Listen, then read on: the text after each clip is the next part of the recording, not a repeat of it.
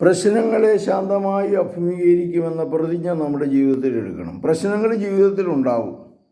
ആധുനിക ലോകത്തിൽ നൂറ് പ്രശ്നങ്ങളാണ് നമുക്കുണ്ടാകുന്നത്. സാമ്പത്തിക പ്രശ്നങ്ങളുണ്ട്, മാനസിക പ്രശ്നങ്ങളുണ്ട്, കുടുംബ പ്രശ്നങ്ങളുണ്ട്, വ്യക്തിബന്ധങ്ങളിലുള്ള പ്രശ്നങ്ങളുണ്ട്. വഴക്കുണ്ടാക്കുന്ന വ്യക്തികളെ നമ്മൾ അഭിമുഖീകരിക്കും. ചുമ്മാ പോകുന്നിടത്തും അപകടത്തിൻ്റെ പ്രശ്നം വരാം.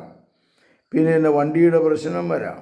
അയൽവാസികളുമായിട്ടുള്ള പ്രശ്നങ്ങൾ വരാം. സാമ്പത്തിക മേഖലയിൽ പ്രശ്നങ്ങൾ വരാം. ആധ്യാത്മിക ജീവിതത്തിലും പ്രശ്നങ്ങളുണ്ടാവും. പാപത്തിലേക്കുള്ള ചായ്വും ഇങ്ങനെയുള്ള പ്രശ്നങ്ങളുണ്ടാവും. മക്കൾ ചിലപ്പോൾ കെണിയിൽ ചെന്ന് പെടും, അല്ലെങ്കിൽ ഭാര്യ ചെന്ന് കെണിയിൽ പെടും, ഭർത്താവ് ചെന്ന് പ്രശ്നങ്ങളിൽ ചെന്ന് പെടും. അവിടെ നമുക്ക് ശാന്തമായിട്ട് അഭിമുഖീകരിക്കാൻ മനക്കരുത്ത് നശിപ്പിക്കാതെ കൊണ്ട് ഇനി എന്താ ചെയ്യാൻ പറ്റുക? ഒന്ന് നമുക്ക് ചെയ്യാവുന്ന ചെയ്യുക. മറ്റത് രണ്ടാമത് മറ്റുള്ളവരുമായിട്ട് കമ്മ്യൂണിക്കേറ്റ് ചെയ്യുക. നമ്മുടെ ഫ്രണ്ട്സ്, നമ്മുടെ ബന്ധുക്കൾ, നമ്മുടെ അയൽവാസികളുമായിട്ട് ബന്ധപ്പെട്ടിട്ട് പ്രശ്നങ്ങളെ എങ്ങനെ അഭിമുഖീകരിക്കാനായിട്ട് സാധിക്കുമെന്ന് ചർച്ച ചെയ്യുക. അപ്പം ആരെങ്കിലുമൊക്കെ സഹായിക്കും. ആരുമില്ല എന്നും പറഞ്ഞൊരു സാധനം ഇല്ല. ഇല്ലെങ്കിൽ സമൂഹത്തിൽ നിന്ന് സഹായം കിട്ടുക എന്ന് നോക്കുക. ചിലപ്പോൾ നമ്മൾ വിചാരിക്കുന്ന വ്യക്തി നമ്മളെ സഹായിച്ചില്ലെന്ന് വരാം. പക്ഷേ വിചാരിക്കാത്ത വ്യക്തികൾ നമ്മളെ ഒരു പ്രത്യേക സാഹചര്യത്തിൽ സഹായിക്കും. അപ്പോൾ പ്രശ്നങ്ങളെ ശാന്തമായിട്ട് അഭിമുഖീകരിക്കുവാനുള്ള മനക്കരുത്തിന് വേണ്ടിയിട്ട് നമ്മൾ എടുക്കുക.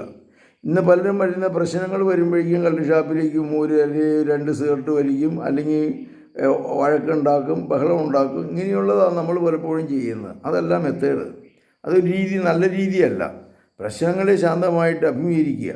ഇനി അസ്വസ്ഥതകൾ വന്നു കഴിയുമ്പോൾ ദൈവസന്നിധിയിലേക്ക് സമർപ്പിച്ച് പ്രാർത്ഥിക്കുക. ഭാര്യയും ഭർത്താവും കൂടെ, എനിക്ക് ഈ പ്രശ്നമുണ്ട്, സ്ഥലം വിൽക്കാൻ പറ്റണില്ല. അത് സമർപ്പിച്ച് സ്ഥലത്തെയും കുടുംബാംഗങ്ങളെയും കൂടെ സമർപ്പിച്ച് ദൈവസന്നിധിയിൽ പ്രാർത്ഥിക്കുക.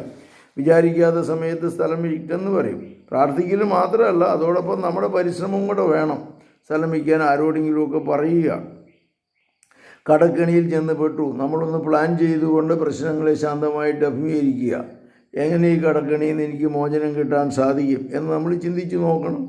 അത് കഴിഞ്ഞിട്ട് മറ്റുള്ളവരും കൂടി അയച്ച് ഒരു പ്ലാൻ ചെയ്യണം. ഇത്ര നാളുകൊണ്ട് എൻ്റെ ഈ കടം തീർക്കാനായിട്ടുള്ളൊരു പദ്ധതി ഉണ്ടാക്കണം. അല്ലാതെ സ്ഥലം വിറ്റ് കടം തീർത്തേക്കുക എന്നുള്ളതല്ല.